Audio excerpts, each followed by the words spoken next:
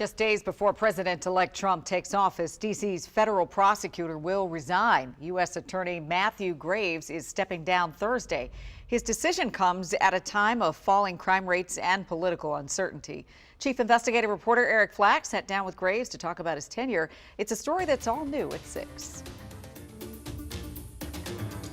In a city where the decision of prosecutors often sparked debate, Matthew Graves is ending his tenure with a defense of his record. For me, like the personal criticism, I could care less about. Criticism of the office and the dedicated professional support staff and prosecutors working here who, regularly work 12 to 18-hour days, that these dedicated prosecutors or professional staff were mailing it in or not working that hard, that did bother me. Early in his appointment as U.S. Attorney for the District of Columbia, Graves' office faced criticism, often from D.C. elected officials, over what was perceived as low prosecution rates as violent crimes surged in the district. It's a little bit like pointing out that someone has a fever and they're like, well, we want you to stop having the fever. Well, the fever is a symptom of something else, and you have to get at the root cause. And a lot of the causes of what was driving that fever had nothing to do with what was happening within the walls of this office.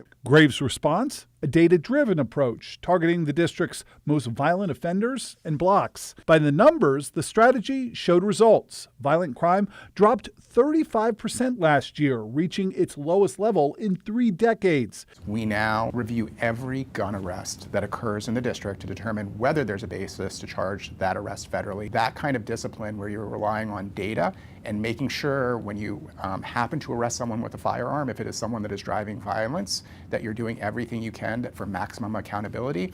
That was really important. Graves' office also led the unprecedented prosecution of nearly 1,600 January 6 defendants, the largest investigation in Justice Department history. But with promises of pardons from President-elect Donald Trump, his prosecutor's work faces an uncertain future. It can't be helpful to the people who will be left behind after you leave to see all their work undone. There is no such thing as undoing the work of January 6th. There will forever be a record of what happened on January 6th.